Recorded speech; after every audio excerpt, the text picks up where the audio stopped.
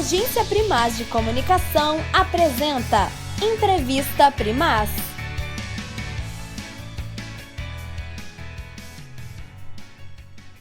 Sejam todos muito bem-vindos a mais uma edição da Entrevista Primaz. Eu sou o Luiz Pereira e hoje eu recebo aqui a atriz, performer, artista visual, produtora cultural e mestra em artes cênicas, Daniele dos Anjos. Dani, seja muito bem-vinda à Entrevista Primaz. Obrigada, é um prazer estar aqui. Maravilha. A Dani, né, ela tem uma pesquisa, né, e utiliza, dentro das artes visuais, utiliza suportes diversos para expressar seus anseios e percepções sobre o feminino corpo da negrura, né, e tem o próprio corpo como ponto de partida para essa pesquisa. Ela é também integrante do Núcleo de Investigações Feministas, da companhia 2x2, ex-integrante também do Teatro do Dragão. Produziu diversos... Desculpa. Fica à vontade. Eu não sou mais da 2x2. Ex-integrante da companhia 2x2, portanto, e também do Teatro do Dragão. Produziu diversos eventos e vai produzir, né, nessa semana agora a nona Semana Afrofeminista, né? E bem-vinda, Dani. Para começar, gostaria que você contar pra gente um pouquinho quem que é a Daniele, quem é essa artista Daniele. Nossa, começar do mais difícil, né? Começa lá em cima. Bom, eu sou ouro-pretana, de família de pessoas que estão sempre envolvidas com arte, né? A família dos Anjos é uma família bastante envolvida com arte. Então eu cresço nesse ambiente, vou para as artes cênicas, vou fazer o primeiro curso de teatro na FAOP, na Fundação de Arte de Ouro Preto, entro para as artes cênicas na UFOP, e aí eu entro para alguns grupos de teatro da cidade, o Teatro Dragão, a CIA 2x2, e vou desenvolvendo pesquisa nesse lugar como atriz, assim, entendendo o que eu queria como atriz dentro desses espaços. E o teatro de rua e o teatro em espaço alternativo acabou ficando muito forte. E eu entro no meio da loucura, pandemia, eu entro pro mestrado. E aí dentro do mestrado, pesquisando essas questões de corpo, o corpo feminino negro, né, o feminino corpo da negrura, como diz a Leda Maria Martins, eu vou entrando muito na performance também. E aí eu vou pesquisando as relações entre artes visuais, os cursos todos que eu fiz na FAOP, e essa relação de corpo que já vem a partir do teatro, entendendo esse lugar desse meu corpo negro na sociedade, assim, esse corpo feminino negro de uma cidade interior, uma cidade com várias questões sociais. E tenho desenvolvido meu trabalho muito nesse lugar e olhando muito também para a minha ancestralidade feminina, então olhando muito para as referências que vêm da minha mãe, da minha avó, e trazendo isso tudo para o meu trabalho, que está cada vez mais ligado às questões da arte contemporânea. Isso já vem desde o Teatro Dragão, e aí vou entrando cada vez mais nessas interfaces, nessas coisas do teatro, do corpo e das artes visuais. Hoje eu estou nesse lugar, assim, como artista. Maravilha! E você, assim, com tantas possibilidades que você encontrou ao longo dessa trajetória toda, por que você decidiu começar pelo teatro? Assim? O que te despertou para isso? Eu acho que esse lugar do corpo mesmo me chama mais atenção, sabe? De estar em cena, de criar um personagem, de pensar as possibilidades de comunicação através do corpo mesmo, sempre me chamou mais atenção. Eu lembro dos primeiros cursos de teatro ainda jovem, lá na FAOP, exercícios de improvisação, exercícios que estavam mais relacionados a essa parte, sempre me chamou mais atenção, assim.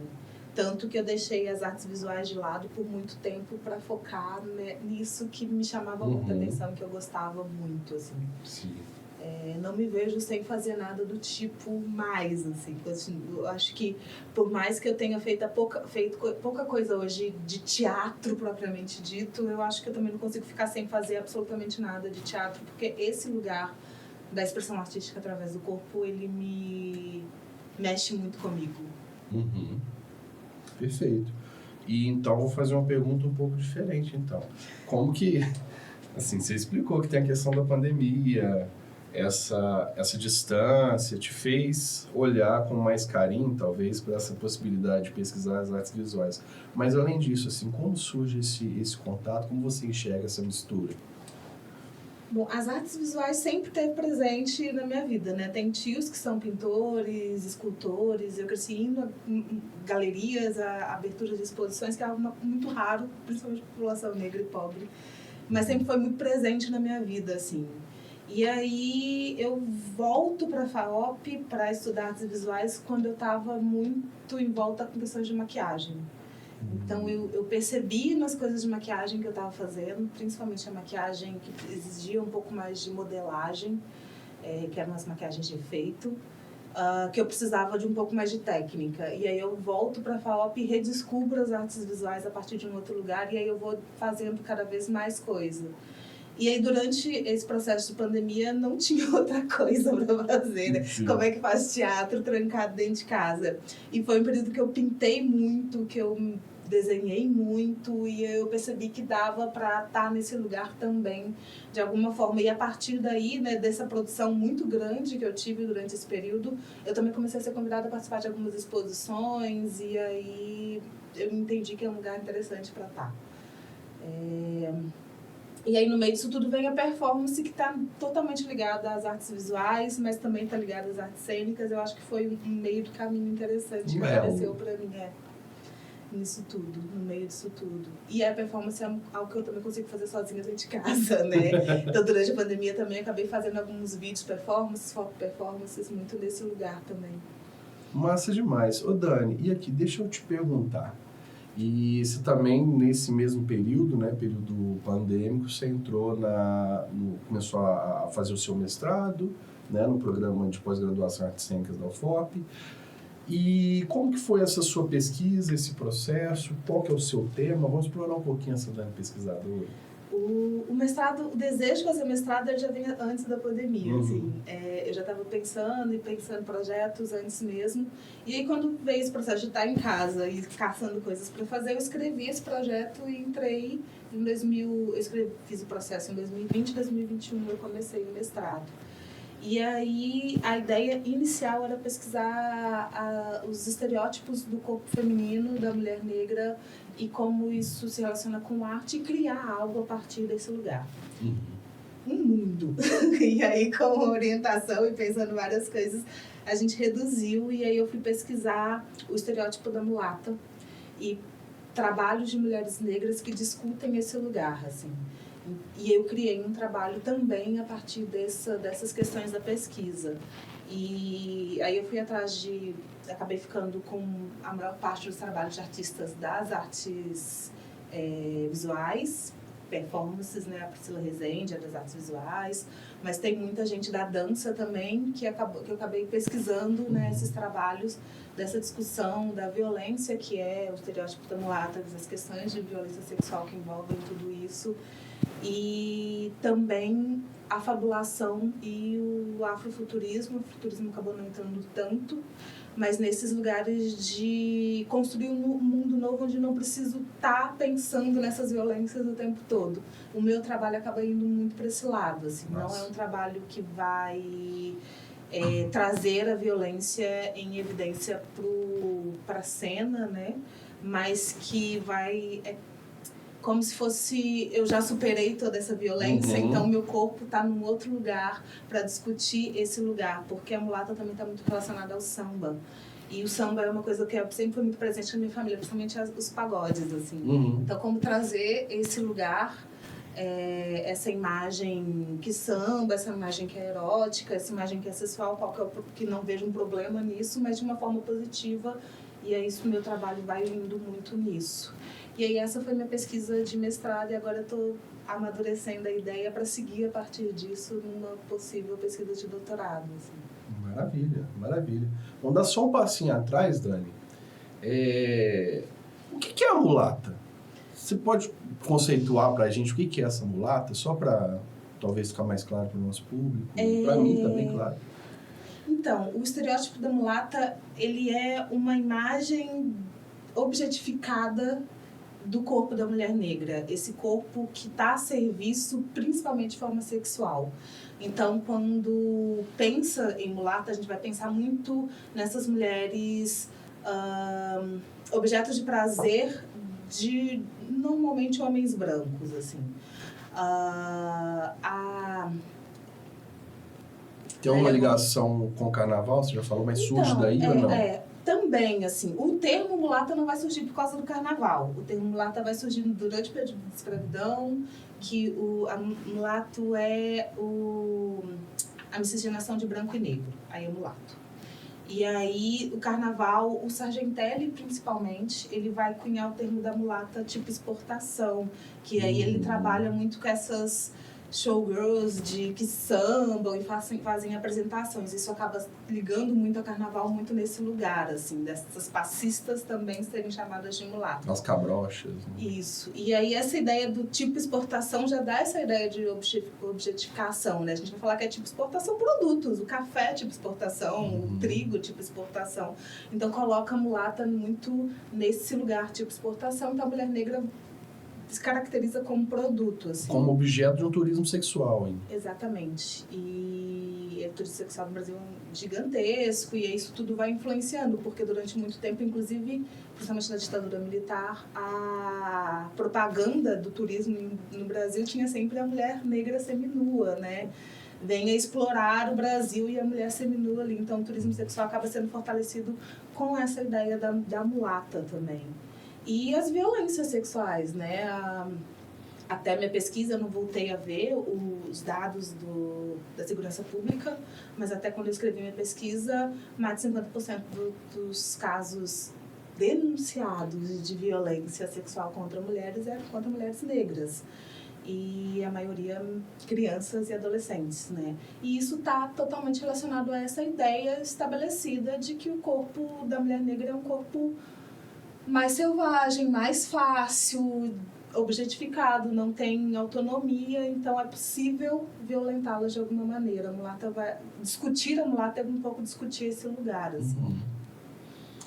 Mas vamos falar um pouquinho de fabulações, então, que esse seu segundo movimento de pesquisa, né, que a gente parte de uma realidade violenta, uma violência sobre esse corpo negro, sobre essas pessoas negras, né? Então você vai fabular, ou seja, ali, imaginar, construir outros imaginários possíveis para a gente aqui, essa entrevista que vai ao ar dia 20 de novembro, né? Esse dia muito importante para a luta, né? Dia da consciência negra, né? A gente ficar chovendo molhado aqui, ficar falando sobre violência negra, acho que a gente pode fabular também um pouco, vamos fabular junto, te convidar para isso. A partir de uma exposição que eu encontrei no seu website, né? Você me ajuda, eu não sei se eu vou pronunciar da maneira correta, que é Ndage. Como chama a exposição? Ndage? Ndage. Conta pra gente um pouquinho, vou pedir pra Larissa colocar aqui, aí você pode contar pra gente um pouquinho o que é essa exposição? Essa exposição, ela é o resultado final do meu trabalho do meu curso dentro da FAOP, né, o Programa de Formação em Artes da FAOP. E aí a gente tem que apresentar um trabalho final e eu, megalomaníaca, crio uma exposição gigantesca como trabalho final. E a Ndage é raiz em Kibundo. E aí a minha pesquisa para construir esse trabalho foi o trabalho no salão de beleza da minha mãe e da minha avó. A pesquisa com essa ancestralidade feminina, ela vai surgir para a construção desse trabalho, assim. Então eu vou trazendo elementos que estão relacionados às duas. Essas pinturas são feitas com tinta de cabelo. Vão trazendo esses elementos ligados às duas, ligados ao salão. O diploma da minha avó de cabeleireira. E aí eu vou construindo elementos que estão relacionados também à minha pesquisa, à minha forma de ver esse lugar, porque eu não sou cabeleireira, eu trabalhei um tempo no salão como adolescente no salão delas, mas eu vou para outro lugar, então eu vou trazendo esses elementos a partir da minha visão dentro das artes para enfatizar isso, né, essa relação. E a relação com o cabelo para as mulheres negras é extremamente importante, né?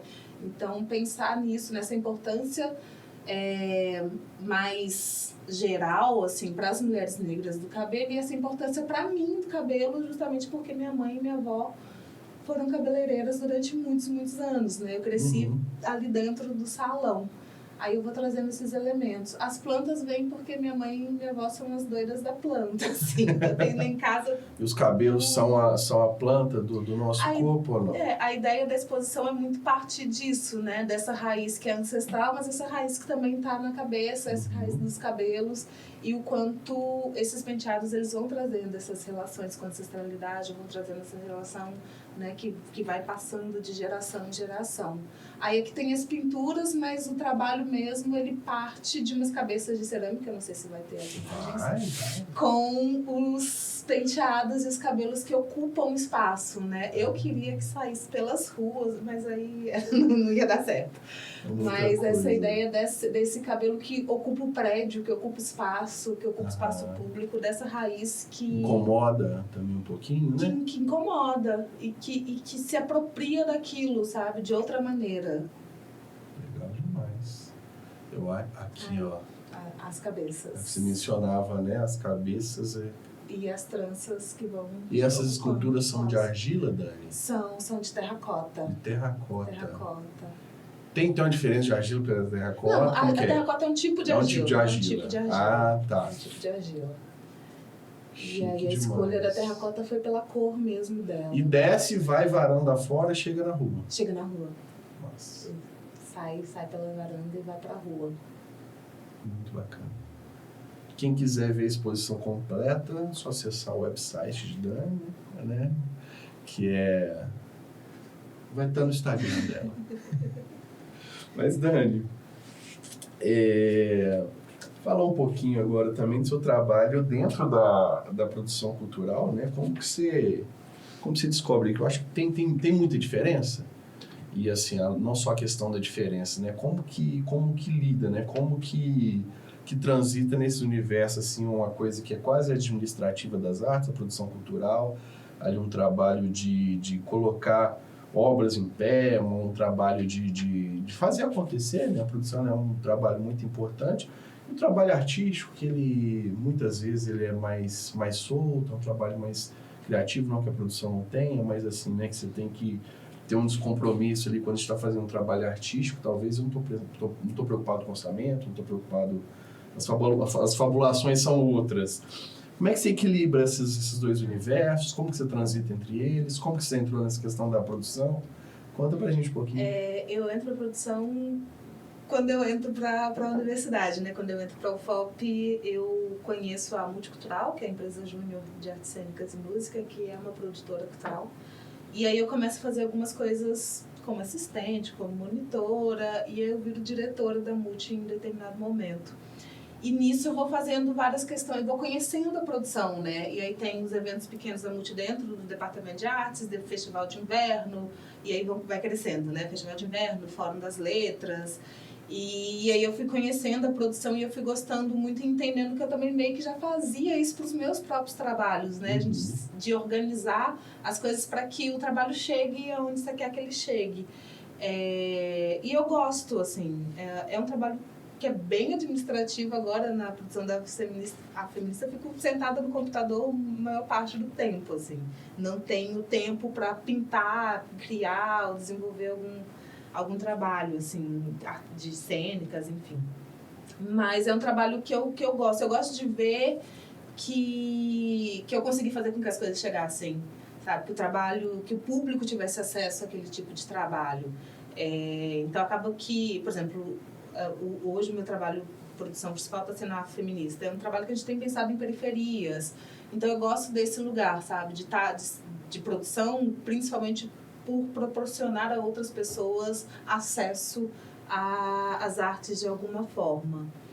É difícil equilibrar. Agora que eu estou na produção, eu não estou fazendo mais nada, assim. E justamente por ser dois universos tão diferentes, né? Quando você está na produção, é matemático, praticamente, assim. É bem dentro da lógica da administração mesmo. E é isso, quando eu tô criando, eu não quero ficar pensando muito, apesar de que, assim, como eu me produzo, eu acabo tendo que pensar, não tem dinheiro para fazer. Tem uma interferência maior, né? Para ter seria umas tão obras lindo, muito não vou nem maiores. viajar nisso. Mas a ideia de quando tô criando é não ficar pensando muito em como é que eu vou expor isso, como é que eu vou apresentar isso, como é que eu vou viajar com esse espetáculo. Não penso muito nisso quando eu tô criando. Então acabam sendo dois universos que se unem de alguma forma, mas que são bem diferentes. E eu não sei como é que eu faço para equilibrar, não, mas tem dado certo. Eu tenho feito as duas coisas, de alguma maneira tem funcionado, assim. Sim. Dani, agora entrando no outro campo também, porque essa moça aqui, grande amiga também, ela tem várias facetas. E a gente tem que ter mesmo. Eu acho que isso é muito importante. E aí, tem uma outra ligação que você faz também, que eu acho muito bacana, que foi a questão da arte e educação com as artes visuais, né? Esse ano teve a exposição da Sônia Gomes, né? O Barroco mesmo, que você estava envolvida ali no trabalho no educativo da exposição. Conta pra gente um pouquinho o que foi essa exposição, o que é esse trabalho de educativo em exposição. Talvez seja um tipo de trabalho que as pessoas não conhecem. Conta pra gente um pouquinho como é que isso funciona. Então, eu sou formada em licenciatura, né? Sou formada para professora. E durante muito tempo eu tive em sala de aula, mas eu não estou mais satisfeita com a sala de aula. Eu busquei outras formas de me manter educadora, porque eu gosto da educação, eu gosto bastante da educação, mas que não fosse em sala de aula, e nesse processo eu descobri a mediação cultural. E aí a mediação cultural o mediador cultural é essa pessoa que vai estar dentro desses espaços culturais de forma geral, esses espaços não formais, né, que não são escola, e que vão fazer essa ponte entre o visitante e o que está sendo exposto ali, que não necessariamente precisa ser obra de arte. Mas eu trabalho com obras de arte especificamente. E eu comecei a fazer isso tem um tempo, e esse ano veio a exposição da Sônia Gomes, do Instituto Somiotá, que estava com itinerância do trabalho da Sônia Gomes. E aí teve 2 exposições acontecendo simultâneas, que era aqui em Ouro Preto e em Salvador. Justamente discutindo a questão do barroco negro, a partir do trabalho da Sônia Gomes. E aí eu fui uma das pessoas que foi selecionadas para estar, eu fui selecionada como supervisora da exposição, e aí a Malu, que inclusive é a produtora a feminista, e a Brunelli foram selecionadas como mediadoras, e a gente construiu um roteiro pensando nesse lugar do barroco negro e essa relação com o olhar da Sônia e o gesto da Sônia dentro da exposição. E é isso, assim, o trabalho era entender do que o curador estava falando, o que a Sônia fala com o trabalho dela e como passar isso para o público da melhor maneira possível, assim. Acaba sendo uma aula, mas uma aula com um tempo variado, que a gente conversa mais com o público, é tudo muito horizontal, muito compartilhamento de tudo, assim, e a gente trazendo esses elementos a partir do que a gente conversou com a Sônia, conversou com o curador, para poder falar sobre aquele trabalho que está ali. E aí, é isso, eu gosto muito desse lugar, dessa possibilidade de facilitar o acesso à obra de arte, né, que é um pouco isso que a gente faz como... É um compartilhamento de visão de mundo? Também um compartilhamento de visão de mundo, assim,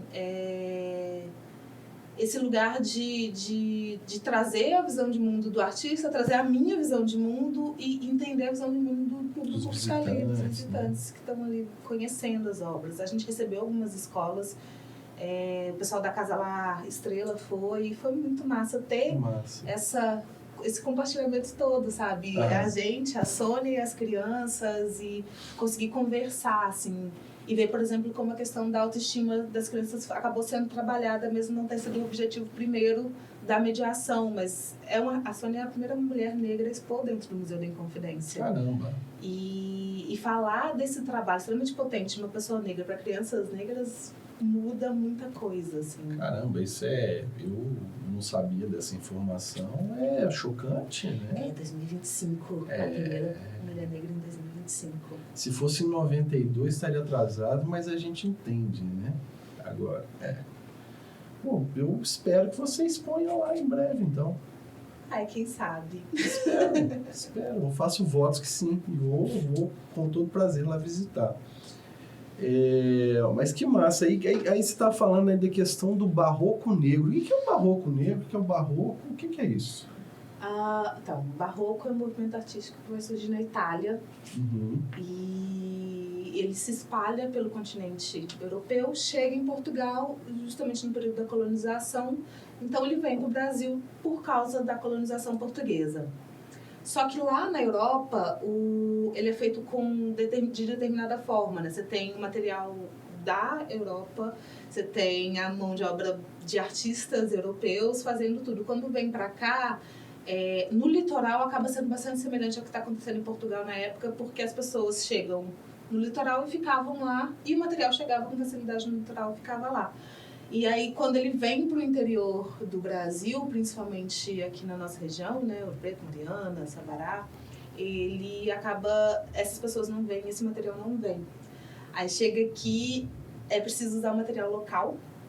Então, usa-se muito, por exemplo, o quartzito itapolomítico, que é uma pedra que só existe no Parque Itacolomi, entre a pedra-sabão, vai usando muito material local. O que a gente conhece como cantaria. Isso. E aí a mão de obra passa a ser a mão de obra escravizada que sabia lidar com esse material. Inclusive a pedra-sabão também existe em Moçambique, então eles já sabiam lidar com esse material. E era quem estava aí para trabalhar. Então, toda essa tecnologia, todo esse conhecimento que vem de África com essas pessoas acaba indo para o barroco que vai ser feito aqui. Por isso que o barroco aqui ele vai ser pensado como um barroco negro, porque é esse barroco que foi feito e pensado por pessoas negras.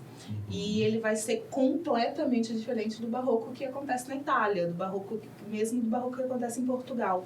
Ou até mesmo o barroco que acontece em Salvador, talvez por isso essa brincadeira. Sim. Não, o barroco de Salvador é completamente diferente do barroco mineiro. O barroco baiano é bem diferente do barroco mineiro. Tem as características principais do barroco, claro e escuro, as formas curvas, a questão do sagrado profano, a dramaticidade, vai ter os elementos do barroco. Você sente desse tamanhozinho aqui quando você entra na igreja? Deus é tão grande, né? E a gente pequenininho. Então, isso a gente vai ter, é meio que uma característica geral que vai ter em todos os lugares, mas aí a gente vai tendo outros elementos.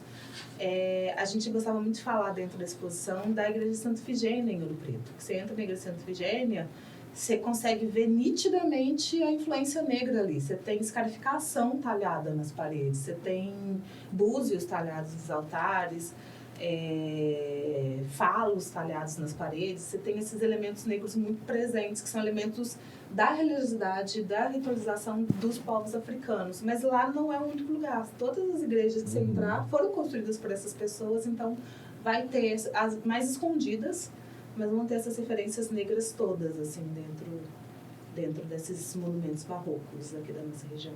Massa demais, muito legal. E aí, o que acontece? E aí você tem essa exposição barroco mesmo, e depois, em seguida, vocês lançam, que é uma exposição em trio também, a exposição coletiva Ser Barroca. E aí? Como que é isso? E nós três ali dentro da galeria, estudando, a gente teve uma formação, sumiu a palavra, mas a gente não parou de ler, de estudar sobre os processos de mediação e barroco e essas coisas, arte contemporânea. A gente se aproximou muito e a gente entendeu que dentro dessa questão da arte e educação, principalmente, a gente tem muito em comum e a gente queria fazer mais coisa. E aí, a partir desse nosso convívio dentro da galeria, dentro da exposição da Sônia Gomes, a gente cria um coletivo de arte educadoras negras, pensando essa arte educação afro-referenciada, que somos nós três, eu, a Malu, Caetano e a Brunelli.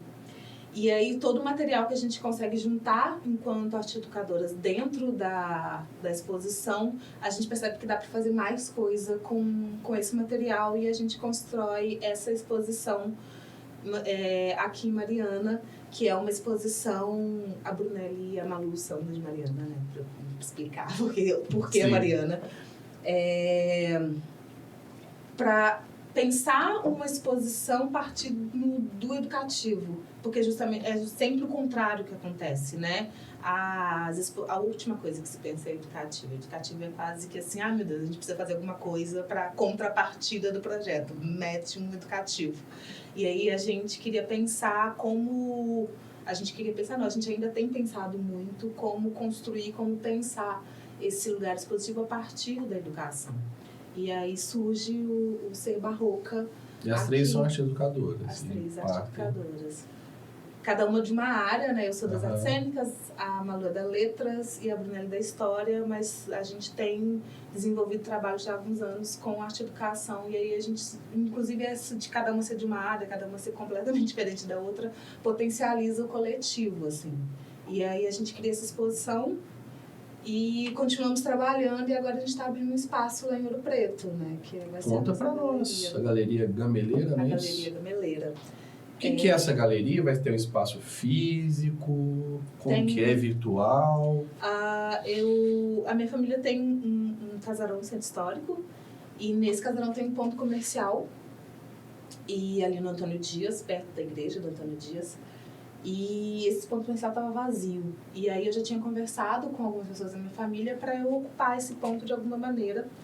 E aí a ideia é vender meus quadros, pinturas, também tem um espaço para fazer oficinas e para poder trabalhar e conversando. E o educativo? Hã? E o educativo? Tô brincando com você. Isso, para ter oficinas, pensar em todo esse lugar, assim. Mas aí, conversando com as meninas, a gente viu a possibilidade do coletivo ter lá como ponto físico dos trabalhos, assim. E aí a gente entende que não tem um espaço na nossa região voltado para a arte negra contemporânea. É tudo muito do barroco, muito do colonial, tudo muito desse lugar. E aí a gente decide abrir a Galeria Gameleira, uma galeria para artistas negros e periféricos. E também ser um espaço da arte-educação, não ser só um espaço expositivo, mas também um espaço para oficinas, para discussões, para conversas, todas voltadas para esse lugar da arte-educação. Mas a ideia é que sejam somente, a gente trabalha só com artistas negros periféricos, justamente para dar esse lugar de conseguir ter um lugar para expor mesmo, que não tem. Então é uma galeria de arte negra contemporânea, não necessariamente barroca? Não. E que tem ali esse espaço também para oficinas, para exposição, comércio também das obras. Que legal, né? Que massa. E quando que vai abrir? A gente abre junto com a Afrofeminista. Vai ser a inauguração da galeria, vai ser a abertura da Semana Afrofeminista, com uma exposição de 2 artistas negras e 2 mulheres, né, negras, e assim, tá bem massa. A gente ainda tá trabalhando muito no espaço, organizando tudo direitinho, mas a gente já viu as obras, a gente já tá conversando com tudo, e acho que vai ser bem massa. E a gente abre dia 23. Aí a ideia é a gente ficar um tempo com essas artistas e depois ter outros, tanto que a gente abriu também uma chamada para artistas negros periféricos que quiserem participar, assim, estar presente com a gente, para a gente poder saber também onde estão essas pessoas, né? Para convidar para expor lá no espaço. E essa chamada está aberta até quando? A gente quer deixar ela aberta permanentemente. Ótimo. E como é que faz para... A chamada está no nosso perfil do Instagram, do Galeria Gameleira. É só entrar lá que você consegue achar a chamada direitinho. É um formulário simples do Google, é muito tranquilo de preencher. Ótimo. E aí é só... Você é artista negro, periférico, contemporâneo, não necessariamente barroco, mas pode também. Quer ter seu trabalho exposto na Galeria Gameleira, entra no perfil da Galeria Gameleira, que vai aparecer na tela aí embaixo, e lá você tem um formulário, então, para participar. Mas você já estava falando aí da 9ª Semana Afrofeminista Aquilombamento Artivista, que é o evento que está aí nas vésperas de acontecer, né, Dani? Conta pra gente um pouquinho sobre o evento, as expectativas, como que vai ser, como que faz para participar? Conta para nós um pouquinho. A Semana Feminista é um evento que foi criado dentro do Ninféias, que é o Núcleo de Investigações Feministas da UFOP. E a gente tem tentado que ela aconteça todos os anos de alguma maneira. Assim. Ano passado, por exemplo, foi só algumas coisas online, porque para a gente foi muito difícil realizar ela de outra forma. E aí, esse ano, a gente aprovou no Programa Nacional Aldir Blanc, pelo governo de Minas. Então, a gente está com uma grana para poder fazer ela do jeito, não do jeito ideal, porque também não é tanta grana, mas de um jeito melhor. Por exemplo, do ano passado, que foi só coisas no Instagram, que era o que deu para fazer. E aí a gente está com uma programação bem ampla, assim, a gente vai ter roda bate-papo, tem bate-papo sobre a Beatriz Nascimento, né, que é a nossa homenageada desse ano. Vai ter bate-papo sobre saúde mental para mulheres negras, sobre religiosidade, mulheres negras dentro desse espaço de religiosidade. As oficinas, a gente optou por elas ocorrerem em escolas. Então, não vai ter inscrição para as oficinas, elas já estão fechadas com algumas escolas de Ouro Preto. Então, a gente tem com o pessoal do Horácio Andrade, que é uma escola ali mais periférica, tem com o CRA, LGBT, a gente está fechando as oficinas com esses espaços. Mas os bate-papos estão todos abertos, é só aparecer no horário, é tranquilo. E tem uma peça de teatro que vai acontecer na Sala Preta do The Arte, também é aberto, mesmo sendo lá dentro do The Arte, quem quiser ir aparecer, assistir é tranquilo, e vão ter algumas performances que vão acontecer nas ruas de Ouro Preto. No Centro Histórico, na 15 de agosto e no Patifaria. E é tudo aberto, gratuito, é só chegar e participar. Não tem nada que precise ser feito para poder participar, não. E a gente vai ter a abertura do evento com um show voz e violão da Marina Anacleto. E o encerramento com DJs de Ouro Preto e Mariana. Então, a gente tem 4 DJs que já estão confirmadas que vão fazer essa festa. E a festa vai ser onde? A abertura e o encerramento vão ser na Galeria Gameleira. Na rua. A galeria não é tão grande para caber todo mundo, mas a gente já está vendo o fechamento da rua para a galera aproveitar tudo no meio da rua, assim. Que é também uma característica que a gente tem tentado manter da semana, ocupar as ruas mesmo, assim, bastante. Homenageada é a Beatriz Nascimento. Quem foi Beatriz Nascimento? Acho que é importante a gente conhecer. A Beatriz Nascimento foi uma historiadora e ativista do movimento negro brasileiro. Ela é meio responsável pela popularizar e pela desenvolver uma pesquisa mais aprofundada sobre as questões de quilombo, os termos de quilombo, o conceito de quilombo, e entender como esse conceito é aplicado até hoje, né, na nossa sociedade, como quilombo não necessariamente só o espaço físico, né, vila, quilombo, mas também esses encontros de pessoas negras como quilombos também, né, vocês chamam de aquilombamento artivista, trazendo essa ideia da semana como um quilombo também de mulheres negras artistas.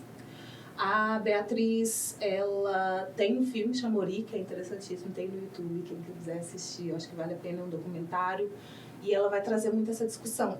Quando ela, infelizmente, ela foi, aos 50 e poucos anos, ela foi vítima de feminicídio, mas ela deixou uma obra extensa e muito incrível, assim. Quando ela era viva, as pessoas não davam tanta atenção para isso, é pensamento negro, quilombista, é bem difícil, mas hoje ela tem sido reconhecida, as pessoas têm olhado para o trabalho dela de uma forma bastante interessante. Acho que vale a pena olhar para o trabalho da Beatriz Nascimento, entender esse pensamento transatlântico que ela vai trazer, esse pensamento quilombista, e entender como isso tem sido aplicado e como é possível aplicar ainda mais, assim. Aquilombar é reunir para resistir, reunir para criar. O que é aquilombar? É reunir para resistir, para criar. Eu acho que, assim, uma lição que eu tive durante a minha banca de defesa foi que uma das professoras falou que pessoas negras existem o tempo todo, então a gente não faz nada para resistir, a gente já está resistindo. Eu acho que aquilombar seria se unir para se fortalecer mais dentro dessa resistência, seja ela a partir da arte ou a partir, sei lá, do mercado né, tem se discutido muito black money, né, de gastar dinheiro de pessoas negras com pessoas negras, isso é uma forma de aquilombamento. É isso, é se unir para se fortalecer e conseguir ser e estar no mundo. Isso é importante. E Dani, hoje, né, essa entrevista ela vai ao ar no dia 20 de novembro, a gente grava um pouco antes. Então, eu gostaria de fazer uma pergunta para você sobre essa questão dessa data, né, que é o Dia da Consciência Negra, que já é o segundo ano que se tornou um feriado nacional, né, eu acho que isso é importante também para dar visibilidade, mas gostaria que você falasse para nós um pouquinho o que é esse dia, o que ele representa para uma mulher negra e como... qual o papel, né, dele dentro desse nosso calendário, para além do feriado, né, apenas como que isso funciona? O Dia da Consciência Negra eu acho que é um dia de fortalecer a luta e esse combate ao racismo, às opressões que as pessoas negras sofrem, assim. É um dia muito importante justamente por possibilitar ter um dia para olhar para essa questão, não que a gente não olhe o ano inteiro, mas ter um dia que o foco é olhar para essa questão, para a gente entender como essa questão tem acontecido, eu acho que é muito importante. A gente tem, assim, muita coisa já caminhou, a gente já melhorou muita coisa com relação, pensando em Brasil, assim, mas ainda há muita coisa para caminhar, ainda tem muita coisa para a gente melhorar. Então, é bom ter esses momentos de olhar para isso e discutir. Muita coisa vai acontecer só em novembro, é uma pena, de forma midiática principalmente, mas a gente entende que isso dá uma visibilidade que é interessante para a gente continuar a nossa luta. Como mulher negra, eu tenho buscado fortalecer esse lugar a partir do que me é possível, assim. E trazer, e me acolumbar, né? E trazer essas pessoas para perto de mim, essas pessoas negras que estão aí no mesmo movimento comigo. E tem sido um movimento importante, eu tenho percebido, principalmente agora que virou feriado, então as pessoas têm um tempo maior, porque antes era tudo na correria da vida, né? Para fazer alguma coisa nessa data, eu percebo que tem tido mais movimento e as coisas têm se fortalecido. Ainda tem muita coisa para fazer, ainda tem muito para caminhar, ainda tem muito para lutar, mas é um dia interessante para fortalecer isso, assim. Não é um dia para comemorações, é um dia para luta e colocar a nossa cara e brigar mesmo. Não sei se eu fui claro. É um dia de aquilombar. É um dia de aquilombar. Massa demais, isso é importante. Aquilombar da forma que você conseguia aquilombar, né? Sim, que seja dentro de casa com a sua família, já é alguma coisa, sabe? Aproveitar o feriado e estar com a família, que é Sim. tão difícil às vezes, já é uma forma. Já é uma possibilidade. Felizmente ainda tem escala 6x1, né? Muita gente que... a população pobre desse Brasil já é uma população que tem que trabalhar pra caramba. A população negra, a gente sabe que é quem trabalha mais e às vezes não tem exatamente nesse momento, né? Às vezes esse feriado não vai acontecer como feriado para essas pessoas, né? É verdade. Muitas das vezes é quem continua ali no setor de serviço trabalhando, né? Em Ouro Preto vai receber turista, né? Enfim, isso é importante também. Recordar, mas Dani, eu só preciso assim, agradecer muito sua presença aqui e antes a gente encerrar essa entrevista, é claro, deixar aí nosso microfone, nossas câmeras abertas para você passar seu recado, fazer o convite que você quiser, fica à vontade. Eu quero convidar para a Semana Feminista, a gente estreia, a gente inaugura a semana no dia 23, então pensando na data que vai sair, a entrevista está aí pertinho. E a programação está bem interessante, então conheçam a feminista, conheçam a Galeria Gameleira, a gente está com muita coisa legal mesmo, e é isso. Para eu te encontrar nas redes, posso seguir no Instagram? Sim, tem um perfil lá no Instagram com bastante coisa, bastante informação de tudo que eu tenho tentado fazer por aí, então é só entrar lá. E aí lá também tem o link direto para o site, para outras coisas. Maravilha!